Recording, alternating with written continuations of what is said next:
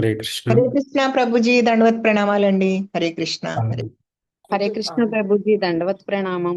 ధన్యవాదాలు. ధన్యవాదాలు. हरे कृष्ण प्रभु जी दंडवत प्रणाम। హరే కృష్ణ ప్రభుజీ దండవత్ ప్రణామాలు. ధన్యవాదాలు. హరే కృష్ణ ప్రభుజీ దండవత్ ప్రణామాలు. ధన్యవాదాలు. అందరికీ వీళ్ళకందరికీ మాతాలందరికీ ధన్యవాదాలు. హరే ఈరోజు కృష్ణ మనం ప్రభుజీ దండవత్ ప్రణామాలు. ధన్యవాదాలు. ఈరోజు మనం తరగతి తరగతి మొదలు పెట్టుకునే ముందు మనము ప్రార్థనతో యథావిధిగా మొదలు పెట్టుకున్నాము. వాంఛాకల్పతం నమో విష్ణుపాదాయ కృష్ణ ప్రేష్ఠాయ భూతలే శ్రీమతే నమస్తే సారస్వతే గౌరవాణి ప్రచారణే నిర్విశేష శూన్యవాది పాశ్చాత్య దేశాన్ని జయ శ్రీ కృష్ణ చైతన్య ప్రభు నిత్యానంద శ్రీ అద్వైత గదాధర శ్రీవాసాది గౌర భక్త వృంద. హరే కృష్ణ కృష్ణ కృష్ణ హరే హరే హరే రామ రామ రామ హరే హరే. ఈరోజు మనం చర్చించుకోబోయే శ్లోకము 2వ అధ్యాయం నుంచి 45వ శ్లోకం చర్చించుకోబోతున్నాము. 2వ అధ్యాయం గీతా సారాంశం, అందులోని 45వ శ్లోకము. శ్లోకం చదువుతాను, శ్లోకము తర్వాత ప్రతి పదార్థము ఇది చిన్న భాష్యం కూడా చదివేసి 2 నిమిషాలు చదివేసి మనం వివరణలోకి వెళ్దాం. త్రైగుణ్య విషయ వేద నిస్త్రైగుణ్యో భవార్జున నిర్ద్వందో నిస్తత్వస్థో నిర్యోగక్షేమ ఆత్మవాన్. త్రైగుణ్య ప్రకృతి త్రిగుణములకు సంబంధించిన విషయములపై, వేదాహ వేదములు, నిస్త్రైగుణ్య 3 గుణములకు అతీతుడవు, భవ కావలసింది, అర్జున ఓ అర్జున, నిర్ద్వంద ద్వంద్వాలు లేకుండా, నిత్యసత్వస్థ విశుద్ధ ఆధ్యాత్మిక అస్తిత్వ స్థితిలో, నిర్యోగక్షేమ లాభాక్షేమాల ఆలోచన నుండి విడివడి, ఆత్మవాన్ ఆత్మలో నెలకొనవలసింది. వేదములు ముఖ్యంగా ప్రకృతి త్రిగుణాలకు సంబంధించిన విషయాలను చర్చిస్తాయి. అర్జున, నీవు ఈ త్రిగుణాలకు అతీతుడు కావలసింది, సకల ద్వంద్వాల నుండి, లాభక్షేమాల సకల చింతల నుండి విముక్తుడై ఆత్మలో నెలకొలవలసింది.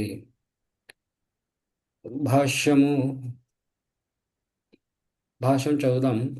సమస్త భౌతిక కార్యములు ప్రకృతి త్రిగుణంలో చర్య ప్రతిచర్యలతో కూడి ఉంటాయి. అవి సకామ ఫలాలకే ఉద్దేశించబడ్డాయి. అవి భౌతిక జగత్తులో బంధాన్ని కలుగజేస్తాయి. జనులకు ఇంద్రియ భోగ పదం నుండి ఆధ్యాత్మిక పదంలో ఒక స్థాయి క్రమంగా తీసుకొని పోవటానికే వేదాలు దాదాపు సకామ కర్మలను చెబుతాయి. శ్రీకృష్ణ భగవానుని శిష్యునిగా, మిత్రునిగా అర్జునుడు వేదాంత తత్వ దివ్యస్థాయికి ఎదగమని ఉపదేశించబడ్డాడు. బ్రహ్మ జిజ్ఞాస లేదా పరబ్రహ్మం గురించి ప్రశ్నలే వేదాంత తత్వ ఆరంభంలో ఉంటాయి. భౌతిక జగత్తులోని జీవులందరూ తీవ్రమైన జీవన సంఘర్షణను నెలకొని ఉంటారు. ఈ భౌతిక జగత్తును సృష్టించిన తరువాత భగవంతుడు వారికి వేద జ్ఞానాన్ని అందించి ఏ విధంగా జీవిస్తూ భవబంధ విముక్తులు కావాలో ఉపదేశించాడు. ఇంద్రియ భోగ కలాపాలు అంటే కర్మకాండ విభాగం పూర్తి కాగానే ఉపనిషత్తుల రూపంలో ఆధ్యాత్మిక అనుభూతికి అవకాశం ఇవ్వబడింది. భగవద్గీత పంచమ వేదమని, మహాభారతంలో భాగమైనట్టి ఉపనిషత్తుల వివిధ వేదాల్లోని భాగాలు. ఉపనిషత్తులే ఆధ్యాత్మిక జీవన ఆరంభాన్ని సూచిస్తాయి. భౌతిక దేహం ఉన్నంత వరకు భౌతిక గుణాలతో కూడిన చర్యలు ప్రతిచర్యలు తప్పవు. కనుక సుఖదుఖాలు లేదా శీతోష్ణం వంటి ద్వంద్వాలను సహించడం మనిషి నేర్చుకొని అట్టి ద్వంద్వ సహనము ద్వారా లాభ నష్టాల చింతల నుండి విముక్తుడు కావాలి. శ్రీకృష్ణుని సంకల్పం మీదనే పూర్తిగా ఆధారపడినప్పుడు సంపూర్ణ కృష్ణ భక్తి భావంలో ఈ దివ్యస్థితి లభిస్తుంది. హరే కృష్ణ. దీని కొంచెం పూర్వం తెలుసుకుందాం, పూర్వరంగం ఏంటనేది తెలుసుకుందాము. మనకు ఈ తరగతి ఈ 2వ అధ్యాయం మొదట్లో ఆత్మజ్ఞానాన్ని అంటే సాంఖ్య శాస్త్రానికి సంబంధించిన ఆత్మతత్వం అంటే ఆత్మనాశం లేనిది, ఇలా జ్ఞానాన్ని బోధించడం జరిగింది, జ్ఞాన యోగాన్ని. సాంఖ్యశాస్త్రం ద్వారా జ్ఞానయోగాన్ని బోధించడం జరిగింది. తరువాత మరి ఆత్మ విషయాలన్నింటినీ బోధించిన తర్వాత మళ్ళీ కర్మకాండ విభాగం అర్జునుని సంశయాలను తీరుస్తూ వచ్చారు. అర్జునుడు ఏవైతే లేవనెత్తారో 1వ అధ్యాయంలో ఏవైతే చెప్పి నేను యుద్ధం చేయనని విరమించారో అందుకు ఒక్కొక్కటి ఆ సంశయాలను తీరుస్తూ వస్తూ మొదటిగా ఆత్మ గురించి చెప్తూ నువ్వు ఏదైతే బాధపడుతున్నావో వీరు నీ బంధువులు అనుకుంటున్నావు, ఏదైతే బాధపడుతున్నారో వీరు ఆత్మస్వరూపులు, వీరందరూ ఆత్మస్వరూపులు, ఆత్మకు నాశనం లేనిదంటూ జ్ఞానయోగాన్ని సాంఖ్యశాస్త్రంలోని జ్ఞానయోగాన్ని వివరించుకుంటూ వచ్చారు. మరి రెండవది ఆ, కొన్ని కొన్ని శ్లోకాల తర్వాత కర్మకాండ విభాగాన్ని గురించి చెప్తూ వచ్చారు.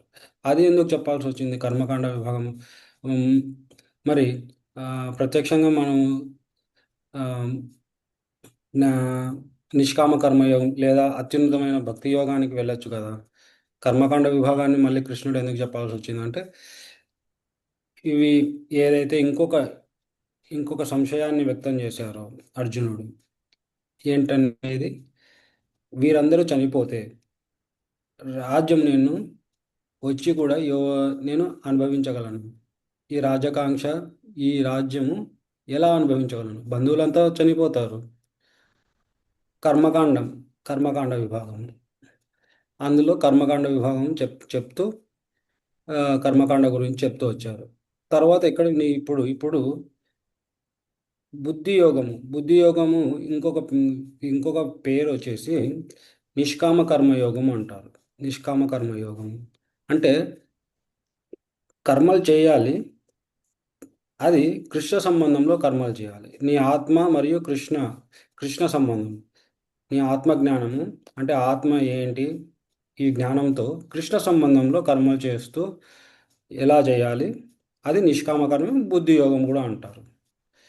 మరి అది ఈ శ్లోకాల్లో వస్తాయి. కొన్ని రాబోయే శ్లోకాల్లో ఈ శ్లోకాలు వివరించబడింది. కొన్ని శ్లోకాల్లో దీనికి మించిన అత్యున్నతమైనది భక్తి యోగం. కృష్ణ సంబంధంలో నిష్కామ కర్మ కర్మలు అంటకుండా మనము ఎలా పనులు చేయాలి, ఎలా కర్మలు చేయాలి మనకు అని ఇది ఒక స్థాయి.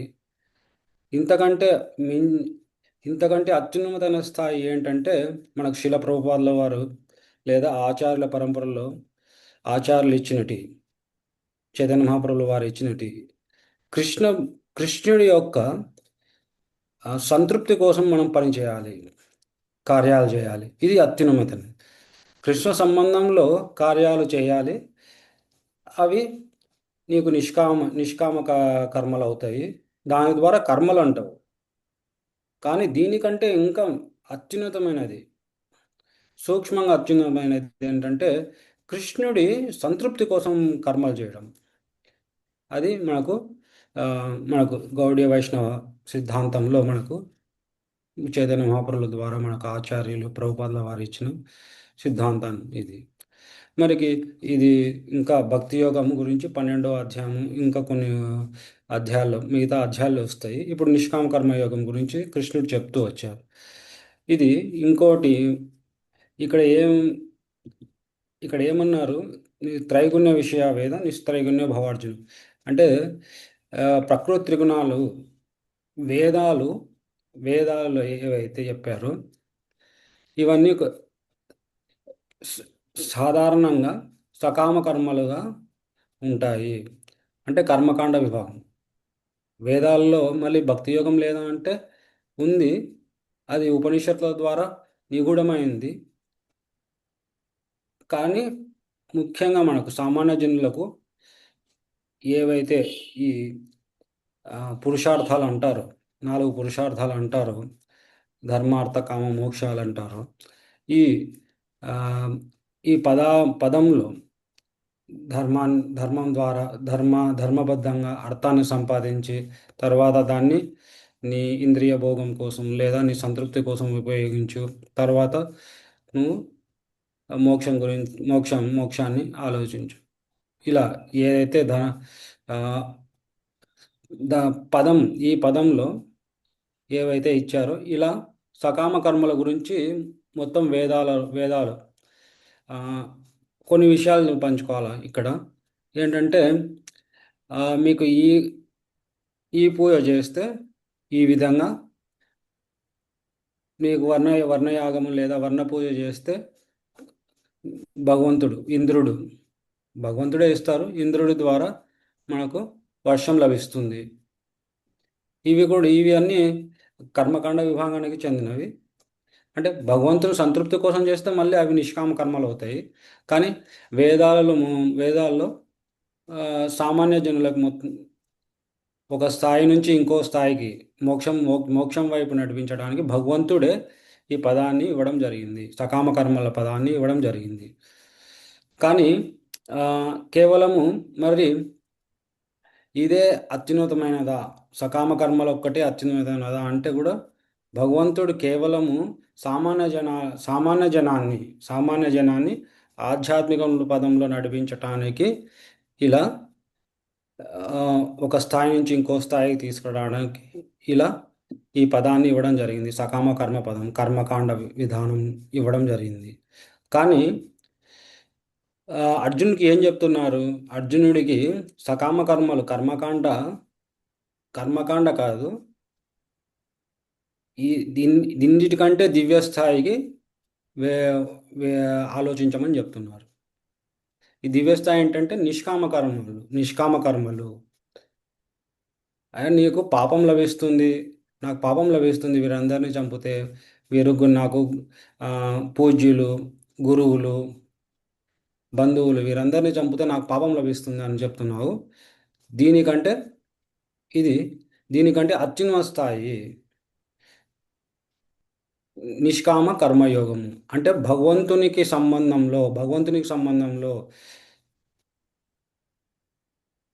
నీ ఆత్మస్వరూపం తెలుసుకొని భగవంతునికి సంబంధంలో, కృష్ణ సంబంధంలో కార్యాలు చేస్తే అవి నిష్కామ కర్మలు అవుతాయి. ఈ యుద్ధం కూడా అలానే నా సంతృప్తి కోసము అని భగవంతుడి నిష్కామ కర్మయోగాన్ని చెప్పడం జరుగుతోంది.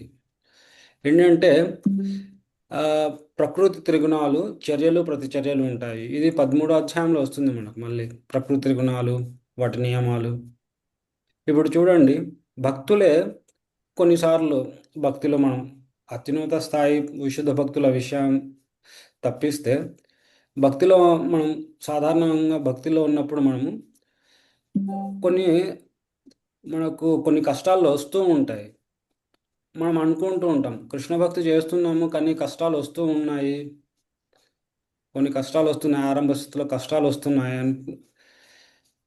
కానీ ఇక్కడ ఏం చెప్తున్నారు? కష్టాలు రావు అని చెప్పట్లేదు కృష్ణుడు.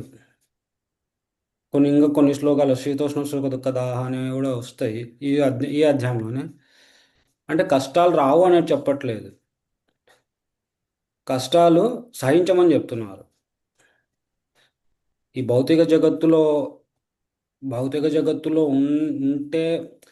ఉన్నావంటేనే ఈ ప్రకృతి గుణాలకు లోబడి ఉన్నామని అర్థం. కానీ మనకు అవకాశం లభించింది, కానీ ఈ ప్రకృతి గుణాలకు లోబడి ఉన్నావు కాబట్టి ఎంతో కొంత కష్టమైతే వస్తూ ఉంటుంది. అదే శీతోష్ణ సుఖ దుఃఖాలు కనుక, సుఖ దుఃఖాలు లేదా శీతోష్ణ వంటి ద్వంద్వాలను సహించడం నేర్చుకోవాలి. వాడిని సహించడం నేర్చుకుంటూ వాటి మీద లాభ నష్టాలు, అయ్యో నాకు ఇది చేయడం వల్ల ఇది లాభం వస్తుంది, ఇది చేయడం వల్ల నష్టం వస్తుంది, ఇలా దీని నుంచి విముక్తుడై కేవలం కృష్ణ సంబంధంలో కృష్ణుడి యొక్క సంకల్పం మీదనే ఆధారపడాలి. కృష్ణుడు ఏం కోరుకుంటున్నాడు దాన్ని మనం చేయాలి. అప్పుడే అదే కృష్ణ భక్తి భావన. ఇంకోటి ఏంటంటే ఉపనిషత్తులలో ఈ వేదాల్లో ఒక భాగమే ఉపనిషత్తులు, వేదాల్లో భాగం. అందులో ఉపనిషత్తులలో భగవంతుని గురించి ప్రత్యక్షంగా ఇవ్వడం జరిగింది. వేదాల్లో పరోక్షంగా చెప్పబడింది, కానీ సామాన్య జనానికి అర్థం కాదు. కానీ ఉపనిషత్తులలో భగవంతుని గురించి ప్రత్యక్షంగా ఇవ్వడం జరిగింది. ఇది ఆ, మనకు జీవన విధానంలో ఆధ్యాత్మిక జీవనంలో, సాధారణ జీవనం కాదు, ఆధ్యాత్మిక జీవనము ప్రారంభం కావాలంటే ఉపనిషత్తులను ప్రత్యేకంగా భగవద్గీత కూడా ఓ ఉపనిషత్తు, ఉపనిషత్తు అంటాం మనం. ఉపనిషత్తులలో భగవంతుని గురించి ప్రత్యక్షంగా మన ఆధ్యాత్మిక జీవన విధానం ఎలా మలుచుకోవాలనేది కూడా ఇక్కడ చెప్పబడింది అని ప్రభుపాద వారు భాష్యంలో ఇవ్వడం జరిగింది. మనకు ఆ, శ్రీమద్ భాగవతంలో వస్తుంది, ఒకటో ఒకటవ స్కందంలో వేదాలు రచించిన వేదవ్యాసుల వారు, వేదాలు ఎప్పటి నుంచో ఉన్నాయి, వేదాలను విభజించిన వేదవ్యాసుల వారు, అది గ్రంథస్థం చేసిన వేదవ్యాసుల వారు. ఆ, కానీ ఆయన సంతృప్తి చెందకోకుండా దిగాలుగా కూర్చుంటారు. అంటే ఇక్కడ ఏ విషయంని మనం గుర్తుపెట్టుకోవాలంటే, ఈ వేదాల్లో సకామ కర్మలు ఎక్కువగా ఉన్నాయి. ఇది ప్రత్యక్షంగా భగవంతుని యొక్క ఆ, దివ్య చైతన్యాన్ని లేక దివ్యత్వాన్ని మనము ఈ సామాన్య జనము అనుభవించలేరు. మరి శ్రీమద్ భాగవతం ద్వారా వారి గురువర్యులైన నారదముని చెప్పడం ద్వారా వారు శ్రీమద్ భాగవతం ప్రత్యక్షంగా మనం ఇదేంటంటే మనం ముఖ్యంగా గుర్తుంచుకోవాల్సిన విషయం ఏంటంటే, వేదాలలో సకామ కర్మలు, వేదాలు ఒక స్థాయి నుంచి ఇంకో స్థాయికి, ఆధ్యాత్మిక స్థాయికి తీసుకురావడానికి ప్రయత్నం చేస్తాయి. ఈ ప్రత్యక్షంగా కాకుండా పరోక్షంగా ప్రయత్నం చేస్తాయి ఈ సకామ కర్మల రూపంలో. మనం అంతటికంటే మించిన ఎలా అంతటికంటే ప్రభుపాదుల వారు మనకి ఏదైతే జీవన విధానం ఇచ్చారో అది నిష్కామ కర్మలు. నిష్కామ కర్మలని కూడా చెప్పలేం, నిష్కామ కర్మ యోగం అని కూడా చెప్పలేం. నిష్కామ కర్మే బుద్ధియోగం, ఈ కొన్ని శ్లోకాలన్నీ నిష్కామ కర్మ యోగం. అంటే కృష్ణుని సంబంధంలో ఎలా చేయాలి, నీకు ఈ భౌతిక జగత్తులో ఉన్న త్రిగుణాలకు లోబడకుండా కృష్ణ సంబంధంలో కార్యాలు ఎలా చేయాలని. అంతటికంటే దివ్యస్థితి కృష్ణుడి యొక్క సంతృప్తి కోసం ఎలా కార్యాలు చేయాలనేది మనకు కృష్ణ చైతన్యం ద్వారా ఇవ్వడం జరిగింది. ఈ సకామ కర్మలు కేవలము మనల్ని మళ్ళీ సకామ కర్మలు కూడా మనల్ని బంధముక్తులను చేస్తాయి, బంధానికి లోబడి చేస్తాయి. మంచి కర్మలు చేస్తే మరి ఊర్ధ్వలోకాలకి లేదా దాని ఫలితంగా ఏవైతే వేదాల్లో చెప్పబడిందో అలా సకామ కర్మల ద్వారా నీకు ఫలితం లభిస్తుంది. నిష్కామ కర్మయోగం ఏంటంటే బంధం నుంచి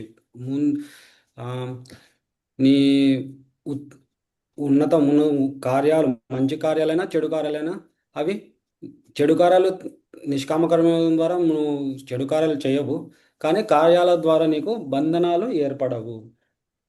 అదే ఆధ్యాత్మిక కృష్ణ చైతన్యం. ముఖ్యంగా ఇది కృష్ణ భక్తి భావన, కృష్ణ చైతన్యము. ఇంకా కొన్ని విషయాలు చూద్దాం.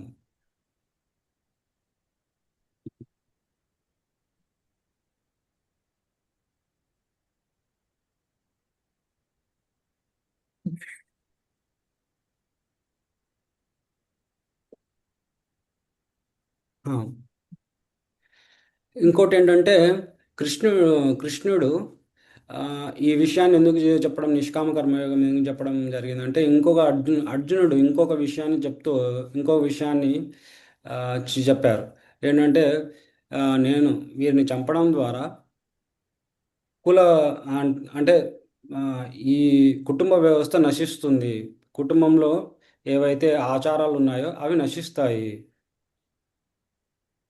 ఇవన్నీ కుటుంబ ఆచారాలు, సాధారణ ఆచారాలు అవన్నీ వేదాల కర్మకాండ విభాగానికి చెందినవి. కానీ అర్జునుడి కృష్ణుడు ఏం బోధిస్తున్నాడు, ఈ కర్మకాండ విభాగానికి ఇంకా ఈ కర్మకాండ విభాగాన్ని వదిలిపెట్టి దివ్యస్థాయికి రమ్మని చెప్తూ వచ్చారు. అందుకే ఈ శ్లోకంలో ముఖ్యంగా ఏవైతే నిష్కామ కర్మయోగము బుద్ధి యోగం అంటారు, బుద్ధి యోగం కూడా అని అంటారు. బుద్ధి యోగాన్ని, ఈ కర్మకాండ విభాగాన్ని ఎలా వదిలిపెట్టాలి, బుద్ధి యోగ స్థాయికి ఎలా రావాలి అనేసి ఇక్కడ ఇవ్వడం జరిగింది.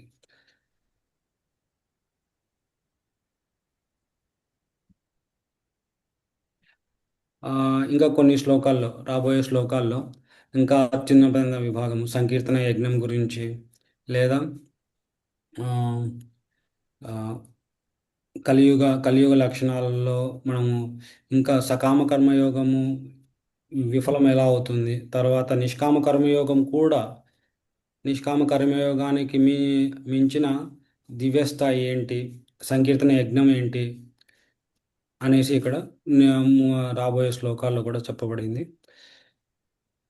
సరే, ఈరోజు నిష్కామ కర్మయోగం గురించి కొంచెం తెలుసుకున్నాం మనం. ఇంతటితో ముగిద్దాము తరగతిని. ఏమైనా 2 ప్రశ్నలు ఉంటే మనం, ఏమైనా 2-3 ప్రశ్నలు ఉంటే తీసుకుందాము. తీసుకున్న తర్వాత ముగిద్దాం.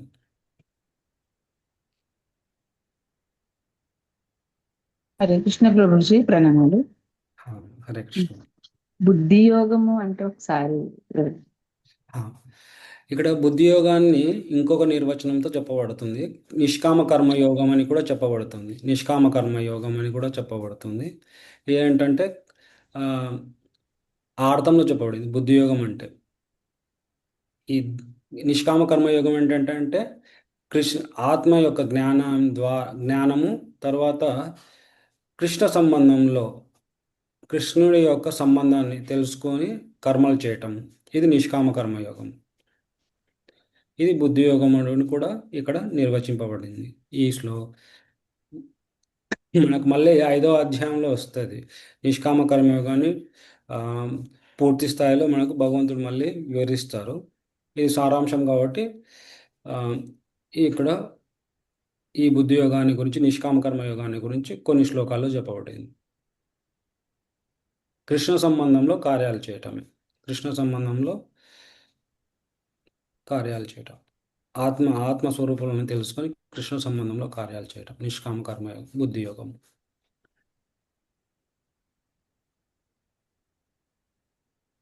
ఇంకేమైనా ప్రశ్నలు, సమాధానాలు, మీ అనుభవాలు? సరే, ఏం లేకోకుండా అంటే ముగిద్దాము. వాంఛాకల్పతరుభ్యశ్చ కృపా సింధుభ్యో చ పతితానాం పావనేభ్యో వైష్ణవేభ్యో నమో నమః. హరే కృష్ణ. మాతాజీ ప్రభు. హరే కృష్ణ ప్రభుజీ, దండవత్ ప్రణామాలు, ధన్యవాదాలు ప్రభుజీ. హరే కృష్ణ. హరే కృష్ణ. అన్మ్యూట్ అవ్వట్లేదు అంటున్నా. ప్రణామాలు. దండవతనం. హరే కృష్ణ ప్రభు. హరే కృష్ణ ప్రభుజీ, దండవత్ ప్రణామాలు. దండవత్ ప్రణామాలు. ధన్యవాదాలు ప్రభు. దండవత్ ప్రణామం ప్రభుజీ. హరే కృష్ణ ప్రభుజీ, దండవత్ ప్రణామాలు. హరే కృష్ణ ప్రభుజీ. ప్రభుజీ ఇప్పటిదాకా అసలు